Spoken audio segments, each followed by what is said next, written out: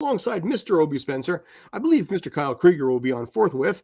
And this is the Sports Den, talking about what's going on in the world of sports, griping, bitching, complaining, grumbling, and occasionally complimenting what's going on out there. Sir, how are you? I'm good. I'm very good. Excited to be here as always. It's good to get come back. Indeed. So, yeah, one of the things we're going to be talking about a lot of today is basically the trade deadline for Major League Baseball. What's going to be happening out there? Can teams like the Mets turn it around? Can teams like the Yankees turn it around?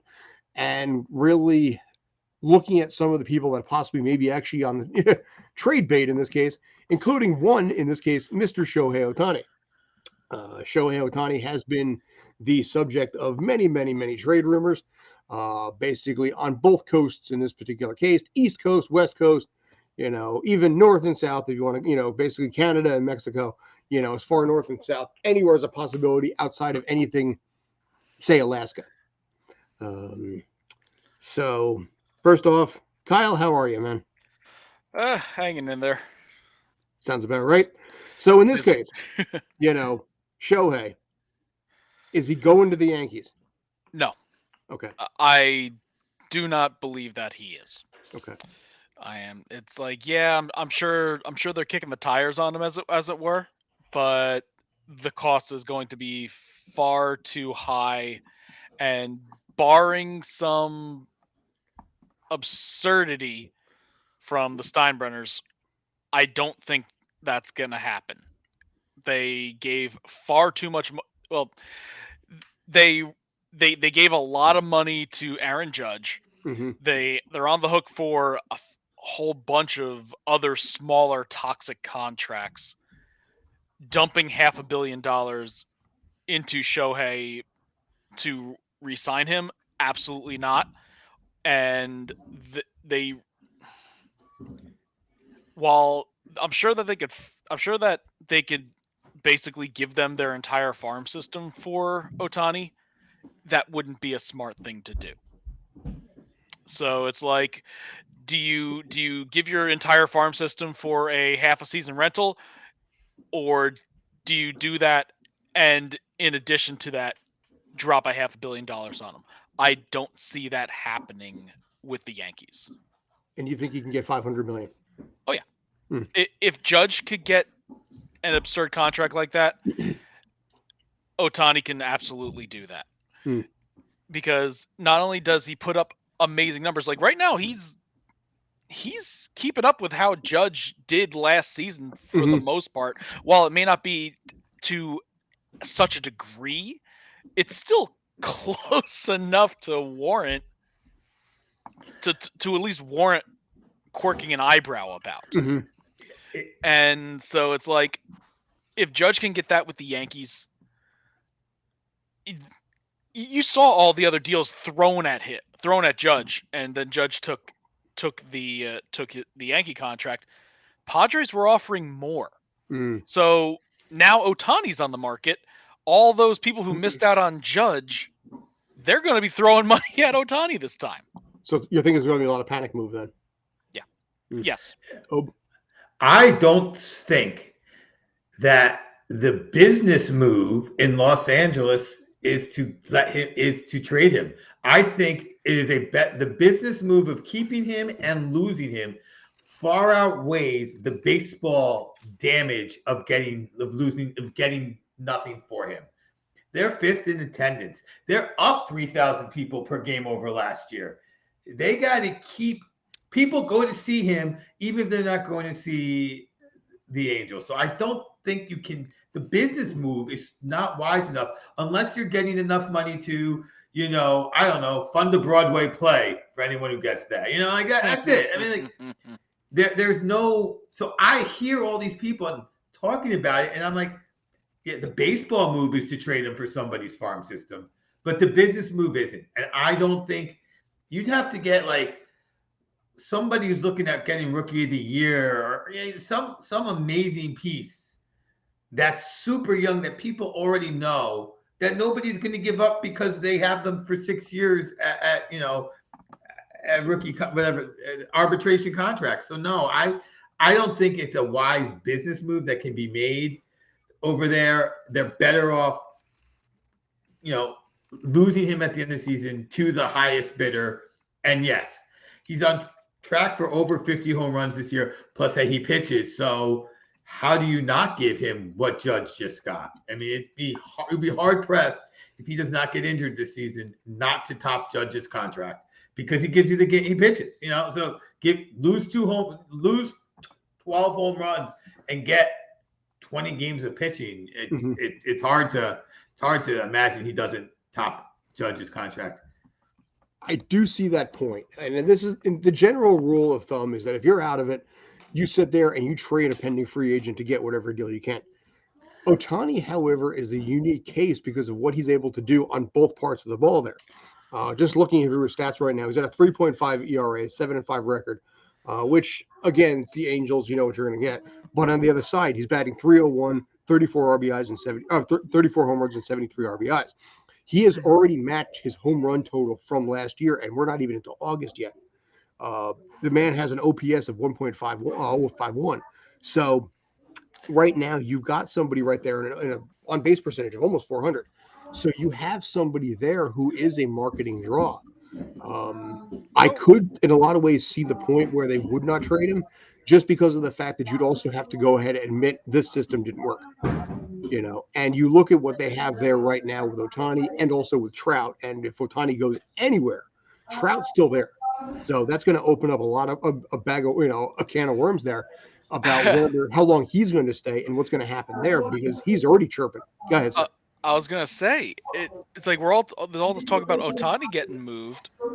Trout could be moved as well. I would I would be more likely if I was the Angels to trade Trout Oh yeah, because people, I mean, and their fifth, their attendance is like I said, it's 3,000 people more a game than last year. They're not even as good. They're about the same level of quality. People are going to those games. Their road stats on attendance they're in the fifth highest draw, and I think you get money for attendance at games that you're at. So the business side is get rid of Trout. Get something around that way. If you're gonna if it's time to sell the pieces, get rid of Trout. The money comes off at the end of next year, and now you've gotten some assets for Trout, and you can talk about building if you're going to quit. The problem, though, Trout is still owed $250 million over the next 7 years, and has a no trade clause. and has no trade clause. Yes, 10-6. He doesn't even need a no trade. 6 and 10. The problem is that he might be down for a trade, but you're going to have to eat a ton of that salary, 20 million, 15, 20 million, easy. Yeah, because he's on the hook for another 7 full years, bringing him out to the age of 38. I don't. I mean, I know he would happily go to the Phillies no matter what the rest of that team looked like. Mm-hmm. Well, it's home turf.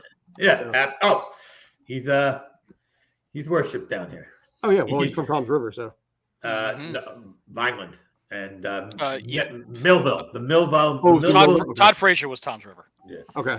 Yeah, the Millville Missile, and his parents still live here. So yeah, the idea that he came home, even in any regard, even if that were to hypothetically be the Mets or the Yankees, I could see him possibly going to the Mets first. And we're going to cover the Mets as far as landing spots for Shohei in general, only because Steve Cohen, I think, might be more George than George.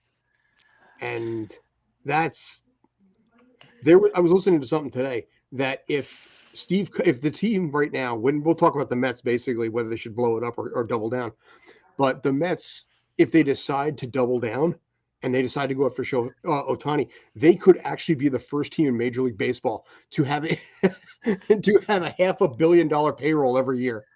It is mathematically plausible right now, given what they have, that they could actually, Steve can go nuts, and they could actually be paying over $500 million a year next year.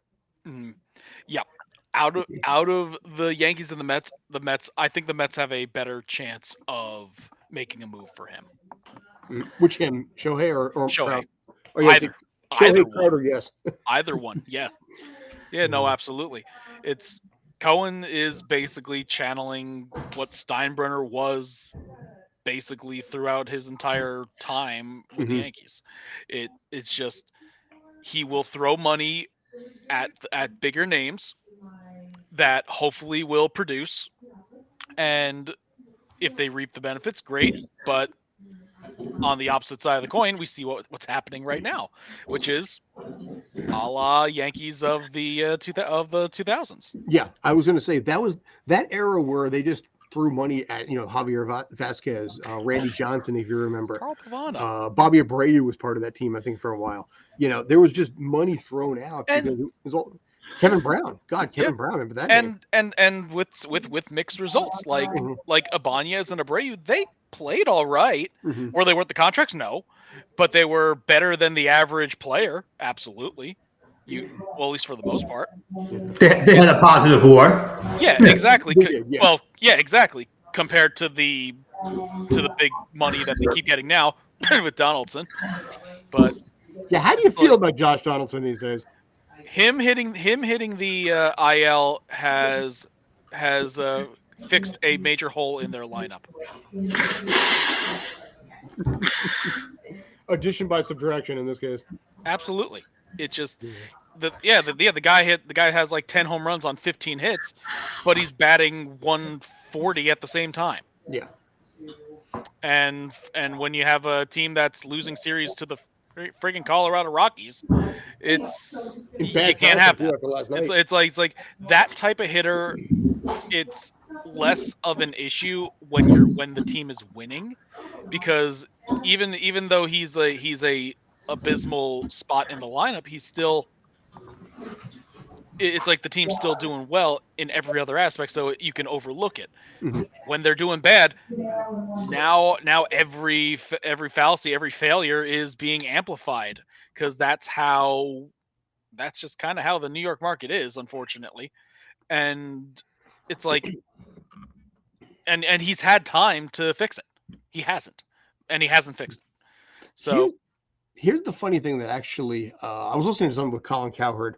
That he was talking about that players that are homegrown, your Aaron Judges, your Derek Jeters, Mariano, Bernie Williams, people like that grow with the team. The Yankees are extremely accepting and protective of. Oh, absolutely. Players that come in though, your A-Rods, your Stantons, your Gleyber Torreses, your Josh Donaldson, there's so much less patience because you came in with the expectation that you're going to succeed. Yeah. When you get thrown that contract, you are expected to succeed. You get that, like, that money comes with expectations, especially in New York. Especially in New York, especially in Philly, especially in the Northeast. In the AL East, you get paid that big contract as a free agent, you have expectations. Yeah, if you take a big contract from the Royals, you have expectations, but the pressure's a lot lower. Oh yeah. Oh, absolutely. And so, and it's like, even then, you are literally their only big contract. You are a big contract in a sea of big contracts, so you will stand out by failing to perform. Absolutely. And also, I was going to say, I think that's a little kind of unfair, though, because I think that when somebody's homegrown, it's not that you forgive them; it's you've grown to love them. When somebody comes from the outside, they are coming, like you said, with an expectation of fangs out.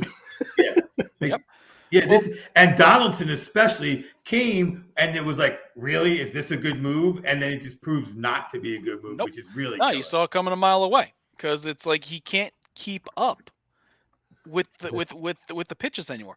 If you notice on the hits that he has, he's cheating a bit. He's already starting to swing when that pitch is coming, and if it's a fastball, it's like hit or miss, literally, mostly miss. It's swing and hope, essentially. Swing and hope. He might as well just be closing his eyes. It's like, I wouldn't be able to hit it as far as him, but I could still come in contact with the ball. Blind mouse finds cheese, right? Exactly. It's like, blind mouse finds cheese, and it's just he's not doing it. His defense is still okay, absolutely, but you're not gonna. But you can get good defense without the absurd contract that the Yankees took on. And honestly, and even then, looking at the players that were traded for him, both teams lost. So it's like the only winner of this trade is Josh Donaldson. He's the only winner of that trade. But see, here's the funny thing: he was getting that contract regardless of where he went. Oh yeah, yeah. So and it's a shame that the Yankees took it on, because they could have gotten those failures from Gio Urshela, or even they could have thrown Gary Sanchez at third base, and while that wouldn't be nearly as good at defense, they would have still gotten the same hitting out of it. So it's like, yeah, but it's also going back on your point. Gio Urshela, did Urshela come up with the Yankees, or was he? No, he was traded Okay, from Texas. that's what I thought. Okay, but they had a lot of patience with Sanchez for crashing and burning as bad as he did. By the way, looking at Urshela's stats, also by the way with the Angels, he's batting .299 this season on 62 games with an on-base percentage of .329. Is he out for the season? His OBP isn't great, but his batting average is solid.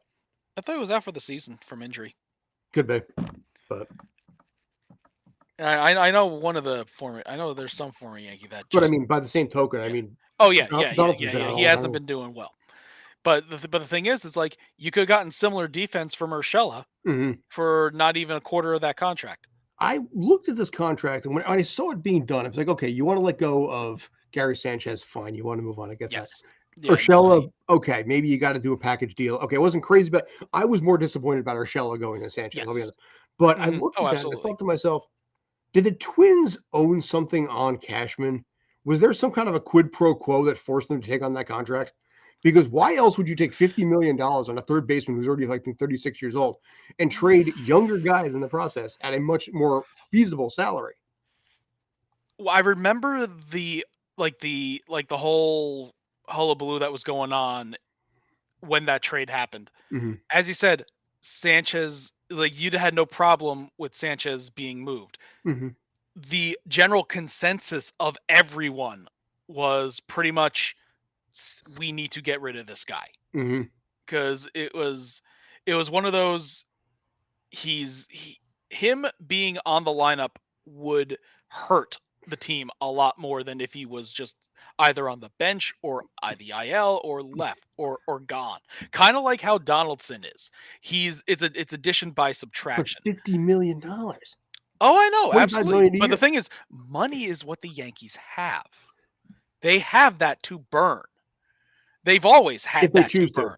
If they choose to. But the thing is, it's like Cashman was actually lauded for a lot of his moves the past couple of years when Hal took over. Because it's like we were looking at a lot of these trades, we were looking at a lot of these moves, and we're like, okay, yeah, he made that trade. The minor league stars are still there. They're still intact. So it's like the Anthony Volpes, the Cabreras, the Perazzas, all those were the three players that all those teams were trying to go for. And while there have been some missteps like Clint Frazier, but for the most part, he kept the big name minor leaguers on the team, and now they're finally coming up. And if all that is to do those trades and keep the system, if taking on those contracts is what's needed, fine. That's what the Yankees can do. Let me ask you something, though. Why wouldn't the Yankees just say, if they could have, DFA'd Sanchez? Well, then there probably would have been some uproar about, well, you could have gotten something. We could have gotten a bag of baseballs for him or something, instead of just letting them go and go off. I just struggle to find why this was the best deal they had out there. I don't think that it was the best deal, probably, but then again, Donaldson's still a big name. And so when that trade happened, it was like, all right, at least all right, they got a past their prime big name player. Maybe he'll pull a Matt Carpenter and somehow have a massive his numbers. Yeah, was that you that posted his numbers the other day? I don't think so. Somebody posted. But now Carpenter's crashing and burning right now. But for that time on the Yankees, he had a resurgence. Like something like maybe Donaldson could have had it, because we've seen how good he could be. But unfortunately, reality has set in on him, and it's just Now, hopefully, maybe the Yankees can move him. Mhm. Doubtful, especially being that he's on the IL. If he was putting up any sort of numbers, they probably could at least try to move him, but didn't, and so they might just DFA him. Well, hopefully they could DFA him, Well, or that injury might turn out to be a season ender. Who knows? here's the other side of it too. Any team that would be interested, they don't necessarily have to pay the contract and the player. Mm-hmm. They can Yeah. just wait till the offseason and then just take a flyer on him. Because a guy like Absolutely. that would be looking at trying to basically rebuild his career, possibly with like a minor league deal, something where you invite him into camp. You don't have to pay, you pay $1 million, $2 million. You don't have to drop 20, portion of 25 million and also trade prospects. It could just very simply be like, you know what, we'll wait it out, and then we'll take a swing at him later. Yeah. Or he could go to Japan. Or he could go to Japan. Absolutely. And not even Japan. I mean, my God. I mean, Korea, Anywhere. England, Australia. Anywhere else. I mean, dude, baseball is cropping up in the weirdest places these days. But that's fine. Mm-hmm. But yeah, it's. I don't think Donaldson trade is the worst ever, being that both teams lost in it. It's not the worst ever, but I'm curious to see where it lands. Like, it wasn't a good one, but usually it's like if a trade is a complete and utter failure, then one side wins and the other side loses. what the hell did you trade Jay Buhner for? No, yeah, I don't think I don't think it's the close to the worst trade ever in any sport. It was garbage for garbage, yes. and like we're saying here, the Yankees have the ability to eat money, and other teams have the ability to eat roster spots, and that's what that came down to. Cheaper now, though. They're cheaper, but they can still eat money. They're not the Dodgers. They're not the Mets. They're not behaving that way, but they can still eat money. They're still a top payroll team. They're not going to eat 100. They're not going to eat 100 million, but they'll eat like a 10 million contract and not even blink an eye. Yeah. In this case, speaking of eating contracts, basically, I just want to close out this thought here real quick. Does he go to the Mets? I would expect him more to stay on the West Coast from what I'm hearing. I would bet he's a Dodger beginning of the season next year. I would be surprised if he gets moved by the Angels, but when we see the deal, that if it does happen, I suspect there'll be at least one name in there that's going to bring people in to see who this rookie is or whatever. There'll be some eye bait for the fans. But I don't think it's going to happen, and I think he walks down the street at the end of the season and plays for Magic Johnson. I was going to say, how much of a black eye would it be for the Angels if he crosses town? That's the thing. It's like yeah, we could all say that he'll end up being on the Dodgers. If he does end up on the Dodgers, he's not going to be a trade and sign. Mm-hmm. It's like, if anything, yeah, the Angels will try to get what they can. It's like if Ohtani does get traded, he's going to get a mountain of prospects and players, which is what Moreno or whoever owns the Angels is aiming for, which is fine. And it's like, as you mentioned before, it's better than getting nothing for him at this point. So it's like, do you think they'll admit failure and just trade him for a bunch of prospects, or do you think they'll let it ride out the season, take the cash, and be like, oh well, we tried, throw him some kind of a contract and say we tried to? That would be the Angels' way for sure. But it's like, I do think he'll get traded. I don't think it'll be to the Yankees. If anyone, it might be either the Mets or a team that's in contention. God forbid it's the Astros. I was going to say Houston could be possible. Yeah, Braves could be possible. Actually, then again, Houston doesn't have a minor league system right now. They burned up their minor league system, so that's something to look at. If anything, they would trade like current players for him. If they're looking for a mountain of prospects, I think the Mariners might be able to pull something off. I don't think the Padres have the system right now. Heavy Japanese population in Seattle too. Yes, absolutely. So it's like the Mariners might take that wager on them. In division, though. In terms of the offseason, though, I could see him signing with the Dodgers, the Red Sox, or the Mariners, or even the Mets if Cohen decides to just dump a boatload full of money on him. And depending on what contracts are being moved or whatnot. So it's those would probably be the top 3 or 4 teams that I would go with. Fair enough. In terms of off-season moves. In terms of trading, I think the Mariners might be the best target for them. And but then again, we might just see someone come out of the blue for that half a season rental. Be interesting to see. You know, the Wayne Gretzky to the Blues. There, absolutely, exactly. No, absolutely. That is absolutely correct.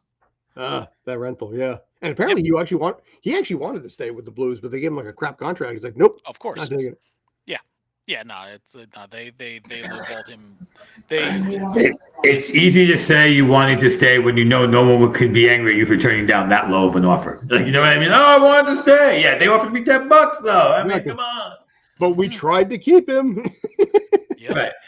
Everybody gets to say they did, and everybody knew it wasn't happening. And that's what I expect to see if he doesn't get traded. We'll see in Anaheim some offer that, I mean, it will look good. It will be competitive, but it will not be enough to keep him.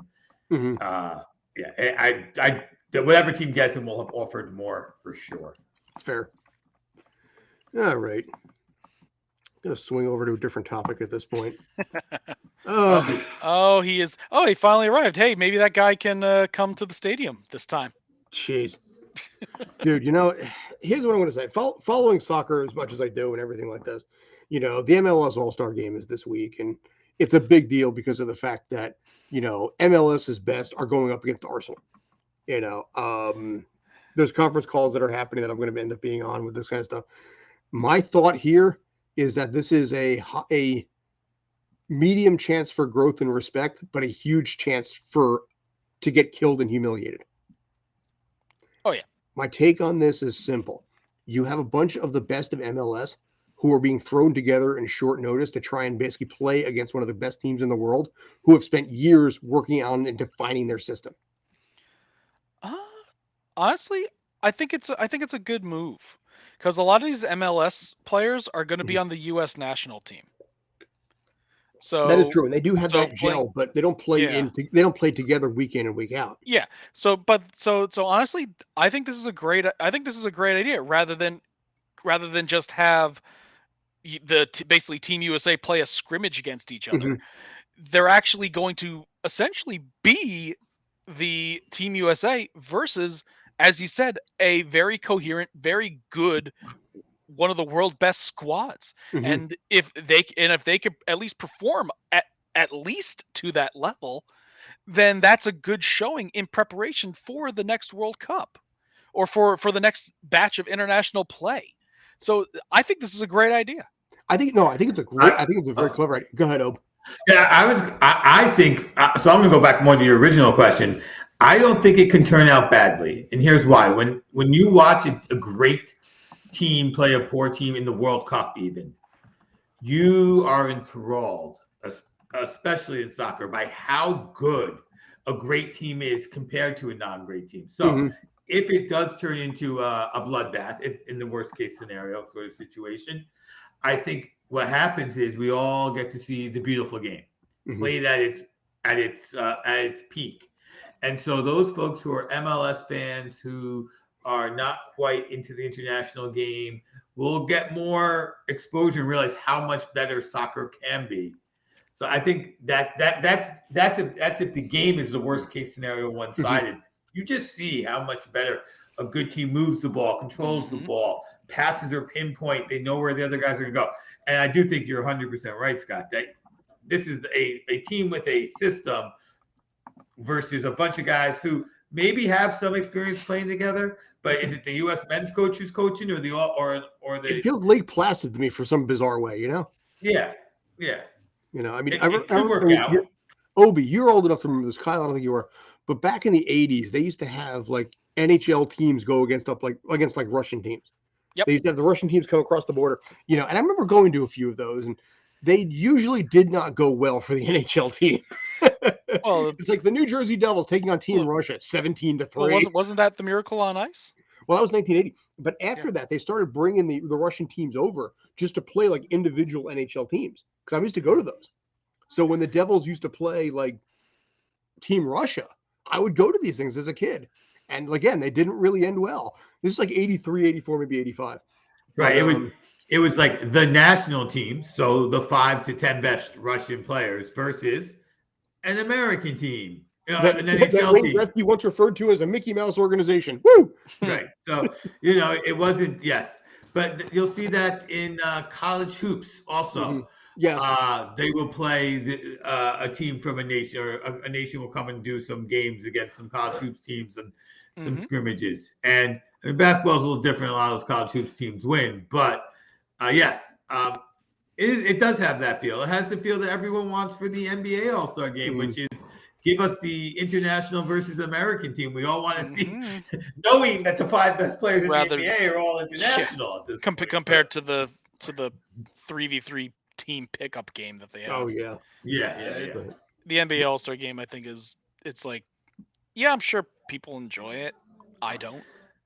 MLB All-Star game I had on as background noise. It's like I liked the All-Star game about 10, 15 years ago. Back when both teams like basically beat the hell out of each other. I was talking to somebody the other day. You know what we think, a lot of people think, and myself included, what killed Major League Baseball's All-Star game? Interleague play. Yes. Yeah. Prior to that, we never saw. It's not unique anymore. Yeah. I mean, we saw it maybe spring training, World Series, but these two sides never collided. Now it happens all the time. Back in 1997, Mets and Yankees. I mean, my God, people went nuts for that game. Now it's like, okay, It has a bit more of a. It still is fun going to a Mets. Not what it used to be back then. Oh my God. No, it's not a fever pitch. But then again, in '97, baseball was a lot higher in the public eye than it is now. Yeah, I think when Interleague first came around and you got to play that crosstown rival you never played, it didn't matter if you were good and they were good. That didn't matter. Now, when the Mets play the Yankees, it's like, well, okay, we're good this time around. So it's only big for the Yankee fans if the Yankees win, or the Mets are good this time around. Whichever team is good, it's only big for the other side if they take the 2 out of 3. But otherwise, it's like, the Yankees are going to be a 100 win. It's also not a single game. Yeah. True. And also 97 was also, Mets Yankees was a have and have not. The Mets were struggling. The Yankees had just come off a World Series. It was similar also in some ways to Yankees Red Sox, because that was also have and have not until 2004. Well, even the have and have not, you still had season games against the Red Sox every season. Before interleague play. If the Mets weren't in the World Series, you didn't get a Mets Yankees match unless maybe in spring training, as you said. But you did not see a Mets Yankees match before interleague play, unless the Mets and Yankees were both in the World Series, which hadn't happened until that didn't happen until after interleague play started. Yeah. So, but I mean, what's happened? Go ahead. So that like 97 game. Yeah. That's like, Tino's line drive down the left field line. Yep. Love Tino, man. But here, like I said, with this, what's going to be interesting about this and the way that Apple is running the whole system is they're trying to build the brand. And here's what I will know.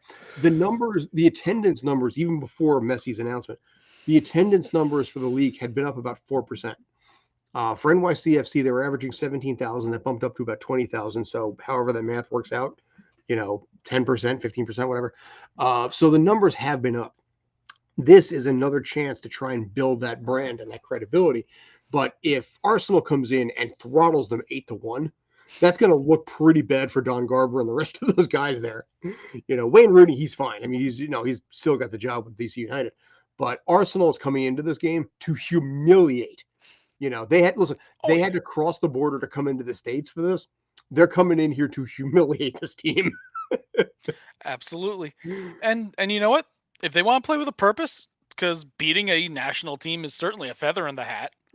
especially if it's the U.S. and even if the U.S. plays, even if the U.S. is a bunch of failures, I but it's still pretty it's still a feather in the cap. Oh yeah. I don't know about Arsenal beating the U.S. Even the U.S. men's team is that much of a feather in the hat. I mean, I would look at it as, oh, you know, it, like I look at it like the Olympics almost. If you're off, and no, it's a team versus like take an NBA team and send them to the Olympics. It doesn't matter, Any NBA team is going to be any other national team other than America. So I don't see it as. I mean, I do think Arsenal's going to come here to play. They're come to play. They've come to prove how good they are.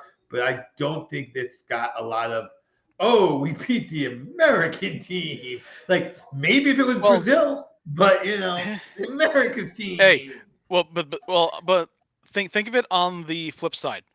Do you want to lose to the American team? That's why they will win, because they don't want to lose and be embarrassed. But the feather in the cap is the only thing it's not a feather in the cap, but it will be a black eye, right? So you're not going to lose. You're going to go out and you're going to come to win.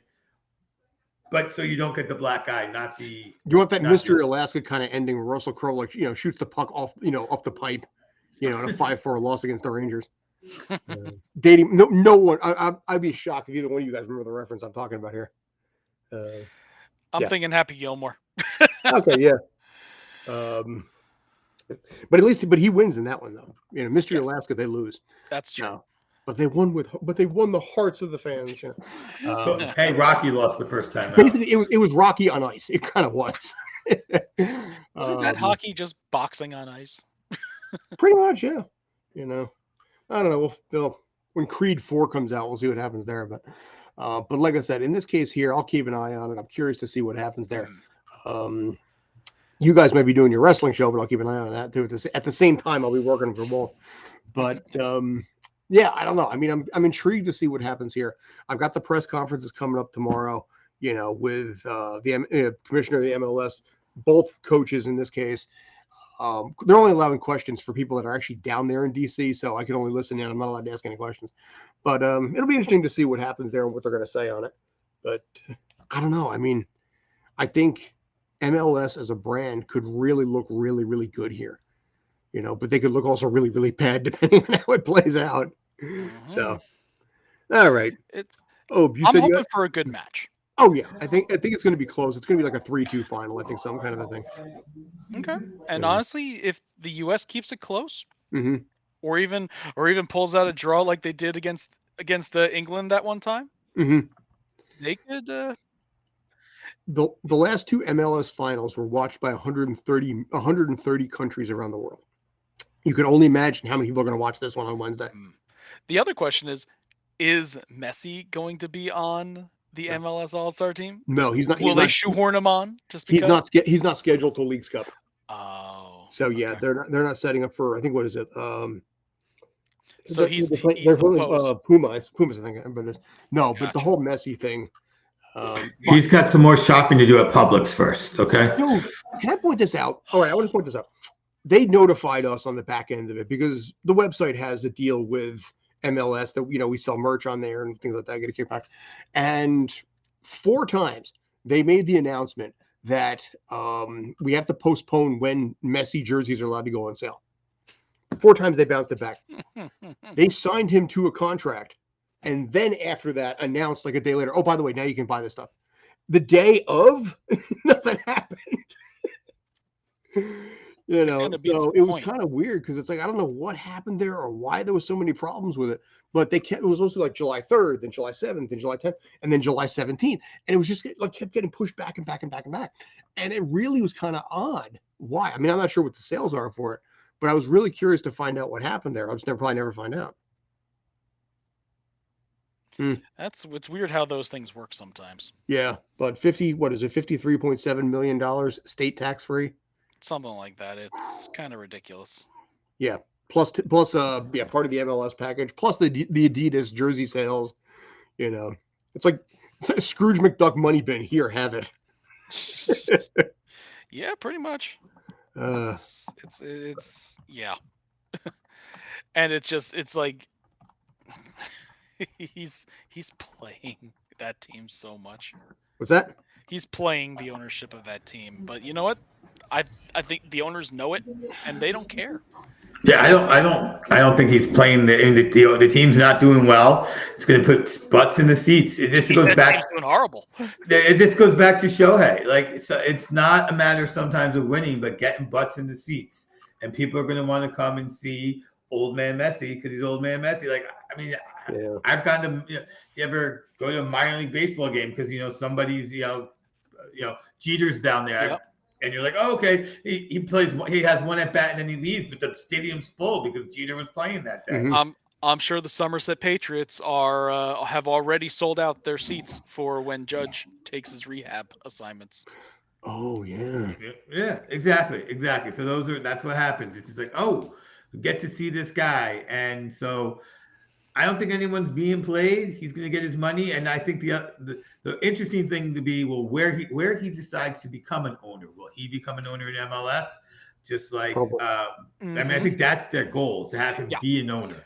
I was gonna say it's like I think part of his contract was it's like he has a say in all like the behind the scenes stuff. He does now. He has an option to buy. Yeah, and that's probably the main reason. One of the main reasons why he took the Miami contract over the Saudi one.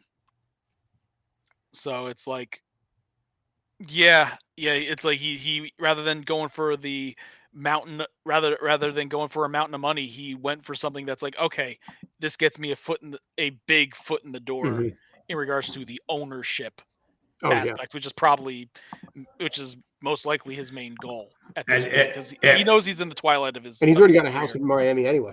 Exactly. Previously. It worked out for Beckham that way, so he's probably he's just following in his footsteps. Yeah, pretty much. Now, if you can bring in somebody like a Kylian Mbappe, who's 10 years younger and also not known so much in the United States, but the rest of the world. One of the greatest players in the world right there, but 10 years younger. You saw what he did in the World Cup. So yeah, he's not unknown anymore. Here's the thing, though. To average Joe Q, they know Lionel Messi. They don't know Kylian Mbappe. Yeah, and that's why he stays in Europe to establish the brand where the brand matters. That's why he won't come here because he might come in 10 years when he's 34. Also 34, 35, yeah. Yeah, but right now this is the time to try. I mean, he's got to be the guy chasing to become the next greatest ever. I don't know if he can catch up to whoever the greatest ever is, Messi, Neymar, Pele, whatever it is. But he's the next best player out there right now. So I don't see him coming to the U.S. anytime soon. Yeah, but like I said, you land somebody like that, now I'm intrigued. Messi, okay, yeah, fine, it's interesting, but it's like if they get a superstar during the prime of their career, that's one thing.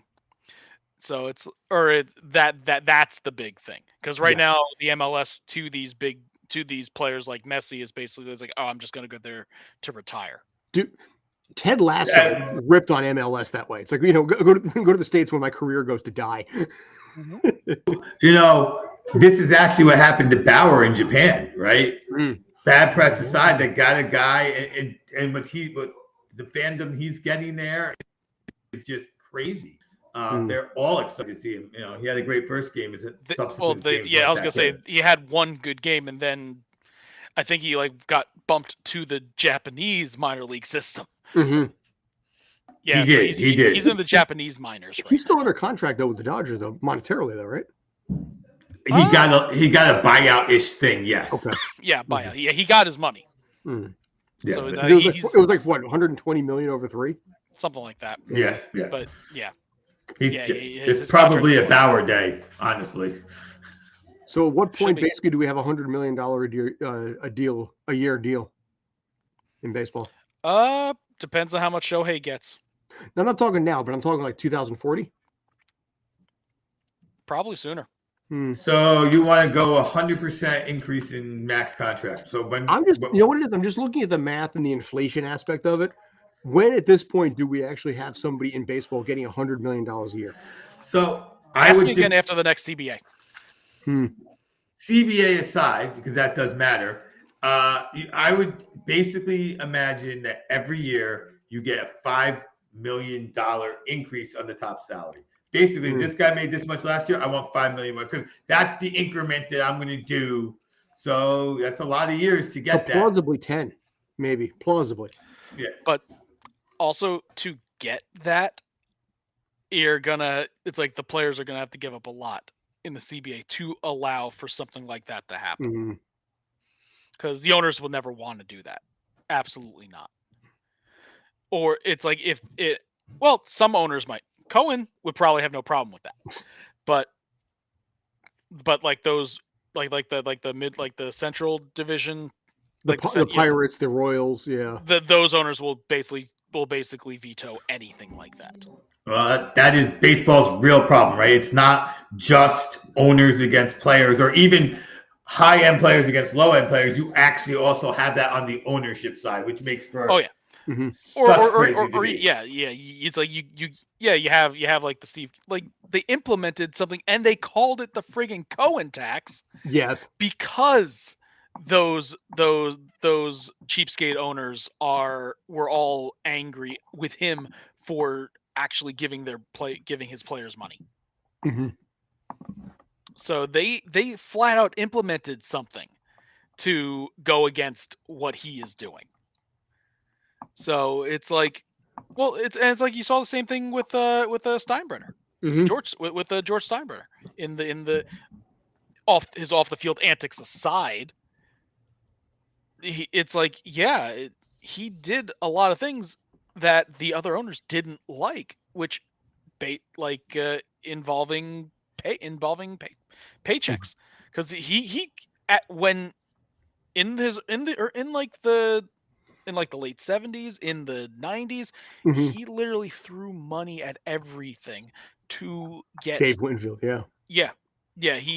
just Mr. May. Yeah, Mr. May, absolutely. Yeah. Like I said, his the hell was that? Like his antics aside, he basically outbid. That was a money changing sound. Nice, but yeah, no, he during the late that like 90s stretch, he outbid everyone on contracts. Period. Simple as that. If he wanted a player, he literally just like, I'm going to offer you more. Yep. If a player didn't take it, then that's fine. But the highest offer almost always was him. And he threatened basically his staff to be fired if they didn't land certain deals. Jose Contreras, if he told some employees, like, if we do not get him, you are fired. Yeah. Burn that ship. And that worked out. So he won a World Series. Oh, he got a bunch of World Series out with the White Sox. So I'm talking about Steinbrenner. No, Steinbrenner got a whole bunch of World Series. Contreras. Oh yeah. Contreras did get his one World Series with the White Sox. Yes. I think Orlando Hernandez was that team too. Yep. Oh, he was. You're right. Yeah. So. But yeah, so it's like that, as you said, that block of cheapskate owners will probably veto anything like that as long as they possibly can. Because if they don't, then either they're going to actually have to spend some money, which they don't want to do, or the teams that are willing to spend money can just break the bank and they'll never get a good player again. Or they can adjust certain things on the back end. Brandon, what would you say in this situation that the Yankees are doing to save money on the back end? Brandon? Basically, yeah. Short version on that. I threw a joke out there nobody's gonna get. But short version is he is beating a dead horse with the fact that the Yankees are charging $9 for Wi-Fi. Yeah. They also by the way, I also want to point out they charge $15 for press to eat food during Yankee games. Yeah. Same food I get at Yankee Stadium for MLS, free of charge. They charge them $15. Yeah. Mets charge 12. Yeah, I was gonna say it's like they're gonna charge. It's like they'll charge you both stadiums. Just Yankees are a little bit more expensive. Yeah, well, the Yankee stuff is great, man. And even then, if you try to go somewhere else, you're still gonna be paying like $15 some bucks at least. So it's like you're not getting a discount, but you're not paying more than what you would be paying if you say just walked outside to a hot dog stand or something. Oh yeah, but those hot dogs are meat, kind of technically. Oh my god, That's why I don't like MEET. hot dogs anymore because I don't even know what kind of food that is. It's It's like, meat. is it animal meat? You know, It's miscellaneous. Meat. exactly. Is it human meat? It's MEET. Is it grade D acceptable for human consumption? I think they'll reach that minimum, but Oh, dude, yeah, I don't eat those. I don't you're blame you. uh, you're talking to a guy who likes White Castle, so Are you I'd rather have talking? White Castle than a hot dog. There's a lot I will eat, but there's something about a hot dog that I will eat. I It's love funny. me a It's hot funny dog. we're talking about baseball because I'll eat a hot dog at a baseball stadium, or if somebody's like, "This is the type of hot dog you have to eat in this American city." But I think I've taken those all up already. So, yeah. Uh, if it's hot dog or the vegan option, I will actually take the vegan option. I don't Okay. know what it is. No I'm not a big. judgment. Yeah. I'll take a hot dog if it's like at a barbecue, Hmm. because generally they'll get like the all beef versions or something or I whatnot. hate Yeah, those. I'll do I those. don't. I'd rather have a chicken dog. I, You know, I don't have an issue with what that meat might I hate be. Nathan's hot dogs. I really do. I just don't like hot dogs. So even at your barbecue, I'm having a burger, Which is ribs. fine. Yeah, Which is fine. whatever Personally, it I is. love hot dogs. No judgment. I love them. Though I also really like kielbasa. Okay. That's it. I like the rest of the sausage family, by the way. Even knockwurst, which some people will tell me is a hot dog. But somehow the term hot dog, no, I'm good. I'll pass. Is a cheeseburger a sandwich? Yes. Okay, look, I know we're pushing for time. Let's talk about Jacobs and Barkley. If we're gonna push for time. All right. Yeah. All right. Yeah. What? Obi, whatever you want to go with. Go ahead. Well, yeah, I mean that wasn't actually the original thing I was going to talk to you about, but you know what? I mean, I just look at these two guys, and they are like the customer service reps of America, right? Like these are the guys who are the faces of their franchise, just like the guy who you go into the grocery store and you interact with, and they're like, yeah, you're not really worth that much. Bye. I mean, I feel like running backs are now customer service reps. And they get the garbage end of the job, don't have a long lifespan, and don't get paid well. So, yeah, do you there think he should is. get paid more. Yeah. Do you think Saquon gets a deal? No, I think that Saquon and Jacobs are reverse colluding. I think that the two of them have decided. I do. I believe that they if we do not get substantial contracts, and I think they probably talk what that number is. They probably told the union. They probably told their agents, and they are holding out for that number. And I don't think the ownership teams are going to be willing to pay that number. That's just my guess. That they are that because they have to make the running back market better. Because the other thing is, running back depth charts are super large. Mm-hmm. Like they put guys at running back who really are Yeah. fourth and fifth wide receivers and call them a running back. Occasionally give them the ball. I mean, I think the union's gonna have a big issue about running backs in the next CBA because I think owners are starting to put people like Nyheim Hines really isn't a running back. He is a wide receiver, and he's on the running back scale. There's just guys like that. It's moved from the powerhouse running backs of Jerome Bettis and Tiki Barber to finesse running backs. Mm-hmm. Like personally, I think Brian Westbrook was playing running back for the Eagles in the wrong time. Were he playing now, his numbers would probably be even better. Because the offenses are built with a pass receiving running back. Yeah, I mean Now, Marshall Faulk was kind of really the start of it. But even Roger Craig, when he was with the Niners, was still slowly catching balls out of the backfield. And it's certainly moving in that general direction that more running backs need to catch the ball but even then, the guys who catch the ball, Barkley catches it plenty. Sorry, no contract for you because you don't line up on the line. You line up behind the line of scrimmage. Yep. It's a shame, but that's the reason why they have like 10 running backs on their roster because it's a damaging position. Mm-hmm. Like they get beat up. Absolutely, because their whole job is to literally run into the mob or try to bounce off that scrum in the middle. The other thing is they're actually not being asked to do that at the goal line because Mhm. now Amazingly enough, you have all these quarterbacks who are doing it themselves from 3 yards out. It's not just the Eagles it's and quicker. Hurts. It's Yeah. quicker. It's actually more efficient. So Yeah. the pounding Jerome Bettis, Yeah, the QB who sneak. like I had 1 year in fantasy, and he basically all he did was score touchdowns that season. Like literally, it was a touchdown league, and it's all It he was his did. last.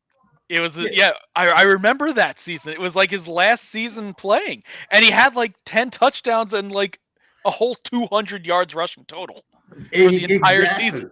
Exactly, and that's all he did. That Yeah. is now that role doesn't even exist. Yeah. Jamal And Williams aside this last year.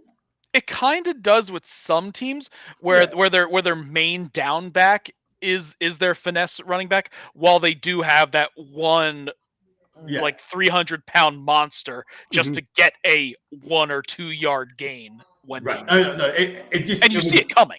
Yeah, right. It was more of a thing than it is now. Like Jamal Williams last year, 17 touchdowns, almost all of them short yardage. Yes. Because I couldn't think of the name. Yes, he was the example last year. But then you have quarterbacks who score like 6 or 10 touchdowns a season. You have Hurts. You have Josh Allen. You have of course Lamar. Yeah. I mean, you could just you see that in a lot of the quarterbacks now because that's what they did in college. Mhm. yes. But then again, for like say like a quarterback like Tom Brady, you will never see him. You'll see him maybe do a quarterback sneak Mhm. once a season. No, even Tom Brady was Tom Not Brady too had many.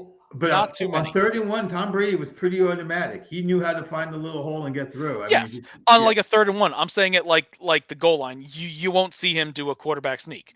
Right. He'll hand it off to the he'll hand it off to the Frankenstein next to him to get that 1-2 yards, and he's very quick, and he'll be very quick at doing that. But or he'll just lob it up to Gronk because bop it over the line. Unless you're the Seattle Seahawks in the goal line against the Patriots. That's Yeah. like, That's why one would of you those pass moves there? that if it worked, be like, oh my God, Pete Carroll's a genius. But it doesn't. So it's like, you live by the sword, you die by the sword. Well, but that's the thing. It's like you want to take that risk. Yeah, sure. Yeah. You could be thrown into legend, but if you're not, then guess what? Now you're going to be a laughing You're still stock. thrown to legend for other Look, reasons. Exactly. Look, it was a great play by defense, but still it's a bad call. Not just a passing play, but you got to throw the fade to the corner where it can't be intercepted. Not the either that, or just give it to Marshawn Lynch because he was unstoppable that game. But that's probably what they were expecting. That's why they didn't. If Marshawn Lynch had gotten stopped, they may have run out of time, and that was their concern. So maybe you spike it. You want to know how you run out of time even more? Yeah. But and then in the end, Tom Brady's legend grows because we have to put it on one player when Tom Brady was not the reason in that game at all.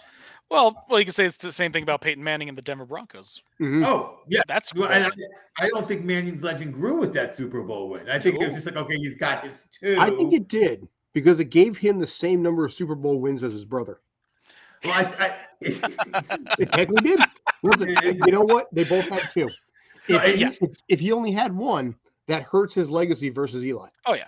Well, if he only has 1, there is some – I do agree that getting the second Super Bowl is important as a quarterback to have that second Super Bowl. Mm-hmm. 2 different teams, 4 Super Bowls. So I do think it did help his legacy a little bit, but not in that sort – it said, yes, he is one of the greatest of all time versus Brady has gotten some Super Bowl victories that are on his shoulders that maybe you might want to look on the other side of the ball to give the props to it. Now that I think of it, his Super Bowl win with the Colts was against a Bears team that completely botched that game. So I wouldn't even say that that his other Super Bowl win was really due to him. He certainly got his team there, absolutely, but he definitely didn't win it for them. No, he got the MVP because you couldn't give it to either of the running backs because they were both really good, and you couldn't give it to Jeff Saturday, who was making blocks 3 players down the field. Saturday should have gotten it. He should have gotten it. In my opinion. No, Saturday absolutely should have gotten it. That is a thing I will die on my hill, that Jeff Saturday deserves the Super Bowl MVP. He got a Super Bowl ring. I'll give it. So he got that. He got that. But he certainly should have gotten the Super Bowl MVP because it's a it's team because sport. it is a shame to see what he did. It's a shame to see what happened to him last season. Mm-hmm. That was painful. It was heartbreaking. He went from my favorite analyst to the biggest laughingstock coach ever. Like it was just gone. No, but he definitely is Hurt the legacy there. Yeah. Definitely a black eye on that one. Yes, absolutely. Laughingstock is still Pete Carroll in my opinion, but Rich Kotite. Hmm? Rich Kotite. The coach from University of Florida who went to the pros. Oh, if we're only doing pro coaching. Nick Saban. Saban was pretty bad, but not Saban. There have been a few. Yeah, I mean, if you want to look for laughingstock coaches, it's probably a coach who came from college, was super successful, but he went now he's coaching in South Carolina. That's why I got the two AFC championships. Two AFC championships. It's hard to call him a laughingstock. He gave Jet fans hope with the Sanchez as his quarterback. The Sanchez. Oh, the Sanchez. That's a good one. All right, guys. Mr. Anything else you think? Himself. I'm good. I mean, I did like I said, I had something, but I felt that ended on a smile. Exactly. Yes. Yeah. Well, God, I mean, what? Less than a month until like preseason football. Dear God in heaven. Blink, it's going to be Christmas, just like Blink it was New Year's. I believe we're getting the fantasy league going for Stream Punk. Yes, so we are. Definitely get some analysis on that fantasy sports wise. Definitely make sure I realize the invite was sent this time. Yes, we'll make sure on that to make sure everybody's got it. But Yersha's running point on that. He's already planted the seed. He is currently out in LA right now because the poor bastard had a 6 a.m. flight out of JFK. Oof. Dude, I was looking at flights for my planned trip to Seattle.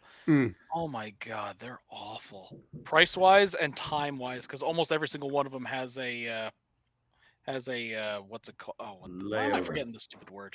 Are you flying? Well, yeah, not. I'm either gonna do JetBlue or Delta, but every single one of them. I'm not gonna. It's not layaway. It's layover. Layover. That's okay. Are you doing Newark or Philly? Philly. That makes sense. Yeah. Well, I'm a lot closer to Philly. I was saying even Baltimore might even be an option better than Newark for you. No, but Newark is usually definitely for international, but even for Newark is great for JetBlue because they fly out of JetBlue. Mm-hmm. It's also usually a little cheaper than Philly to fly out of Newark. It is, but well, I know. I'm still bouncing stuff around, so we'll see how it goes. We have built-in cabbies here at my house. Nice. Yeah, I don't. I am me. That's right. You be the best you can be. Oh, good God. I'm sorry. But All right, guys. On that classic note, I appreciate it. Obi, good seeing you again. Kyle, thanks as always. Appreciate. Till next time.